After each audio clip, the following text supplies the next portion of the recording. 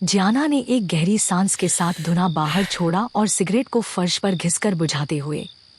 मत ही पूछ, तू मानेगा नहीं। अचानक जियाना के नंबर पर उसके पिताजी का फोन आने लगा।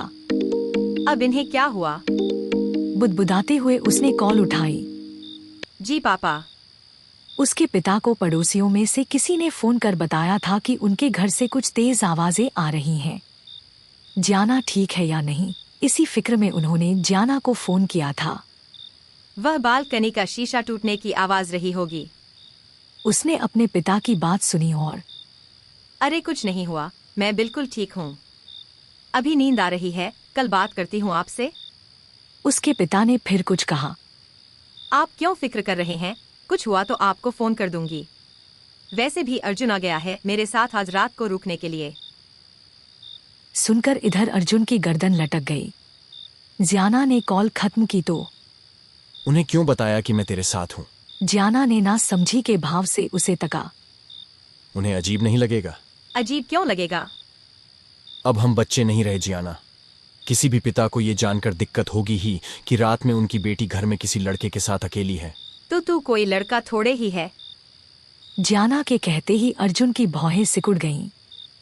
अरे मतलब तू केवल मेरा बेस्टी है, कोई लवर नहीं। जियाना ने थके से अंदाज में चेहरा उसकी तरफ किया। अर्जुन कुछ कहने को था कि उसका मोबाइल बजने लगा। बोल पांडे। ये नाम सुनकर जियाना अपनी बाकी की सारी बातें एक खामोशी में समेटकर दूसरी ओर तकने लगी। लेकिन क्या फायदा, अर्जुन उसके सामने हो और वह कुछ और देख ले। उसकी आंखें हर तरफ मंडराने के बाद आखिर अर्जुन के ही चेहरे पर आकर ठहर रही है। कितना अच्छा महसूस हो रहा है उसे कि मुसीबत की इस घड़ी में अर्जुन उसके साथ है। किसी खतरे की परवाह किए बिना वह उसके लिए आधी रात में यहाँ आया। बालकनी के टूटे कांच से उसकी बाहों में कई जगह खरोंचें आ गई हैं, जिन पर उसका बिल्कुल भी ध्यान नहीं है। काफी देर बाद उसने कॉल खत्म की और जियाना के पास आकर बैठा। जियाना वापस घर के अंदर जाने को राजी ही ना थी। अभी कुछ देर पहले हुई उस घटना से जियाना इतना डर चुकी थी कि वह अपने कमरे की तरफ नजर भर देख तक नहीं रही।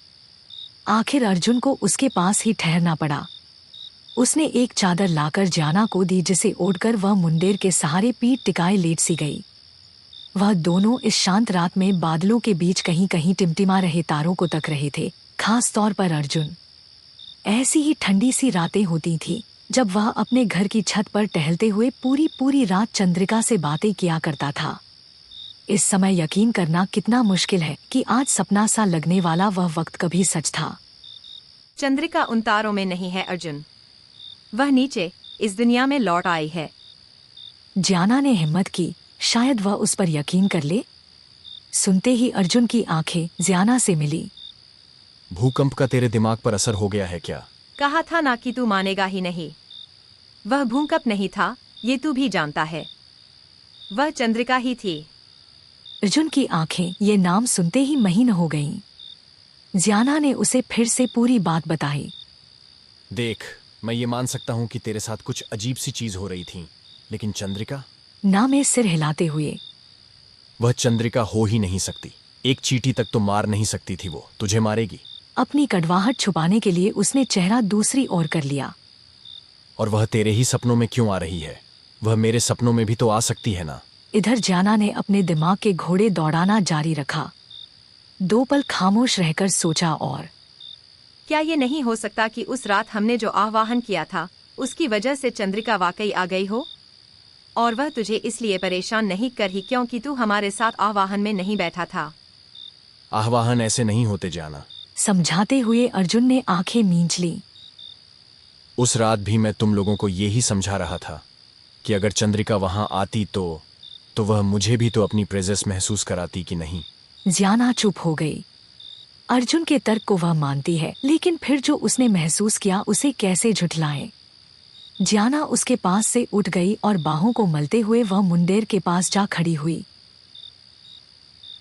अर्जुन और जियाना एक साथ ही खाते खेलते बड़े हुए। 12वीं तक पढ़ाई एक ही स्कूल की एक ही क्लास में की।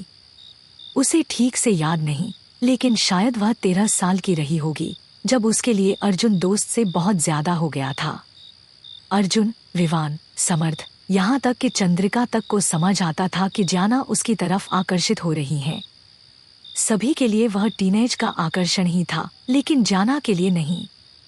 कुछ वक्त बीता। वह दोनों शायद 15 के रहे होंगे। हरकतों, मुस्कुराहटों और इशारों में समझाने पर भी जब वह अल्हड़ लड़का कुछ ना समझा, तो जाना ने स्कूल में ना जाने कितने ही बच्चों के सामने अपने घुटनों पर बैठकर उसे आई लव यू कह दिया था। उस वक्त अर्जुन का जो चेहरा था, उसे याद कर वह आज भी मुस्कुरा जाती है।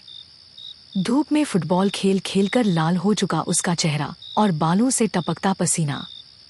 फिर जब जाना ने कितने ही बच्चों के सामने बीच मैदान में घुटनों पर बैठकर वह सब कहा, तो अर्जुन के चेहरे पर कितनी घबराहट थी।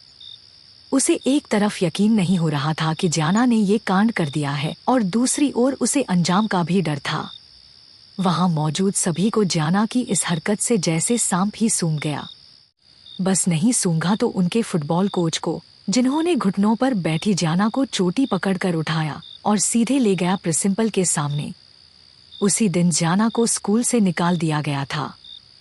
जाना ने अपने प्यार का इजहार चंद्रिका और अर्जुन से कहीं पहले कर दिया था, मगर इससे उसकी जीत तो पक्की नहीं हो जाती। वक्त आने पर अर्जुन ने चंद्रिका को चुन लिया और जाना उसके लिए हमेशा उसकी एक झल्ली दोस्त ही रह गई। जाना ने दर्द-भरी सांस भरते हुए अर्जुन की ओर देखा, जो अब भी नजरे जमीन पर गड़ाए खामोश ही बैठा है। तुझे घर जाना है तो जा सकता है। जाना ने दबी सी आवाज में कहा, लेकिन अर्जुन ने कोई जवाब नहीं दिया। उसके अपने मन में एक अलग ही द्वंद्व छिड़ा हुआ है।